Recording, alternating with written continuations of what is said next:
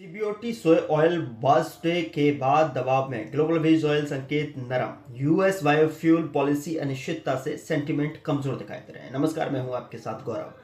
आज शो की शुरुआत करते हैं और चलिए आपको तक जानकारी को पहुंचाते हैं। सीबीओटी सोया ऑयल फ्यूचर्स शुक्रवार को हल्की गिरावट के साथ बंद हुए, जहां दिसंबर 2025 कॉन्ट्रैक्ट ZLZ25 0.10 सेंट गिरकर 50.15 सेंट प्रति पाउंड पर सेटल हुआ। तो वर्स्ट रिपोर्ट के बाद मार्केट में नरमी बनी रही और क्रूड की तेज रिकवरी में भी कोई बड़ी राहत नहीं मिली। सोयाबीन फ्यूचर्स पर भी दबाव रहा, क्योंकि ट्रेडर्स गहरे उत्पादन कट की उम्मीद पूरी न होने और यूएस एक्सपोर्ट अनुमान घटने का निराश दिखे, जिससे कि लेट अक्टूबर की ट्रंप शी मीटिंग के बाद बनी पॉजिटिविटी काफी हद तक खत्म हो गई। ग्लोबल बेस्ड ऑयल मार्केट के मिश्रित संकेत और कमजोर फिजिकल मांग ने सावधानी का माहौल और मजबूत कर दिया। कमोडिटी फंड्स ने 14 नवंबर को लगभग 3000 सोया ऑयल कॉन्ट्रैक्ट्स की नेट सेलिंग की, जिससे लगातार जारी लिक्विडेशन ट्रेड और गहरा गया। विश्लेषकों का कहना है कि यह बिकवाली वार्सडे के बाद रिस्क ट्रिमिंग और कमज़ोर ग्रेन ऑयलसीड कॉम्प्लेक्स के चलते हुई है। क्रूड मार्केट शुक्रवार को मजबूत रहा। दिसंबर WTI यानी कि वेस्ट टेक्सास इंटरमीडिएट के तौर की अगर बात की जाए, CLZ 225 यानी कि $1.40 बढ़कर बंद हुआ, क्योंकि जियोपॉलिटिकल खतरे बढ़ते गए। यूक्रेन ने रूस के नोवोरोसिस्क एक्सपोर्ट पोर्ट और रोसनेफ्ट सारातोव रिफाइनरी पर हमले किए, जबकि ओमान की खाड़ी में टैंकर जब्त होने से सप्लाई रिस्क बढ़ा। पिछले 3 महीनों में 28 से अधिक रिफाइनरी टारगेट होने से क्रूड सप्लाई अनिश्चितता ऊंचे स्तर पर बनी हुई है।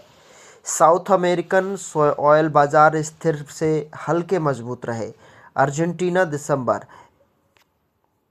FOB यानी कि फ्री ऑन बोर्ड $1095 प्रति मीट्रिक टन और ब्राज़ील जनवरी FOB यानी कि फ्री ऑन बोर्ड $1087 प्रति MT पर ट्रेड हुआ, जिससे रीजनल स्प्रेड टाइट रहा। बेसिस में भी सुधार दिखा। अर्जेंटीना दिसंबर बेसिस -50 से -90 और ब्राज़ील मार्च बेसिस पे 360 से -450 पर स्थिर रहा। FOB free on board offers board की कमजोरी के बावजूद स्टेबल रहे, जो नज़दीकी अवधि में सप्लाई बैलेंस्ड स्थिति को दर्शाते हैं।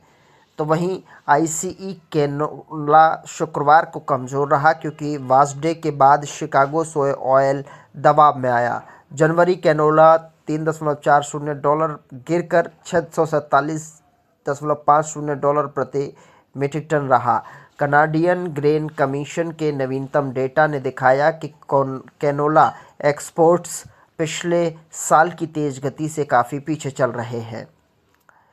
यूरेनेस्क में फरवरी 2026 रेपसीड में जो है XRG 26 से 2.75 गिरकर 479.75 टन पर बंद हुआ।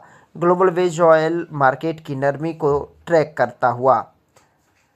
चीन की DCE की वेज ऑयल की अगर बात की जाए तो DCE मार्केट मिला जुला रहा।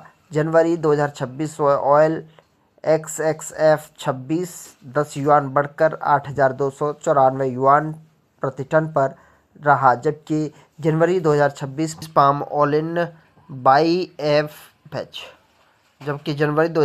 Palm oil by HF 26 40 yuan गिरकर 8,664 युआन प्रति टन पर सेटल हुआ।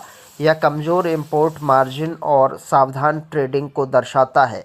ग्लोबल सोया ऑयल फंडामेंटल्स वार्सडे प्रभाव। नवंबर वार्सडे ने US सोयाबीन उत्पादन 4.253 बिलियन बुशेल तक घटाया और एंडिंग स्टॉक्स में कमी की, जिससे फंडामेंटल्स हल्के पॉजिटिव रहे, लेकिन मार्केट को उम्मीद से गहरे उत्पादन कट नहीं मिले और US एक्सपोर्ट अनुमान घटने से सेंटीमेंट दोबारा कमज़ोर हुआ।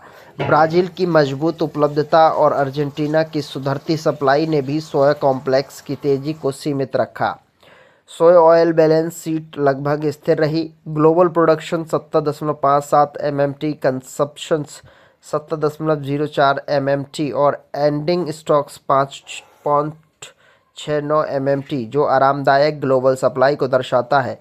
अब मार्केट की दिशा crush margin, US biofuel policy और साउथ अमेरिका के मौसम जैसे कारकों पर निर्भर करेगी। तो वहीं निकट अवधि में सीबीओटी सोया ऑयल रेंज बाउंड रह सकता है। क्रूड मार्केट की मजबूती और साउथ अमेरिका के स्थिर फ्री ऑन बोर्ड ऑफर्स कुछ सपोर्ट दे रहे हैं, लेकिन फंड सेलिंग, आरामदायक गुड सप्लाई और यूएस बायोफ्यूल पॉलिसी अनिश्चितता मार्केट को दबाव में रखे हुए है। ईपीए का आने वाला फैसला आरएफएस ब्लीडिंग वॉल्यूम्स के संभावित पुनः आवंटन पर अब निकट अवधि का सबसे महत्वपूर्ण डिमांड सेंटिमेंट ट्रिगर बन गया है। तो आज के इस शो में इतना ही। अगले शो में फिर मुलाकात होगी एक नई जानकारी के साथ। तब तक के लिए नमस्कार।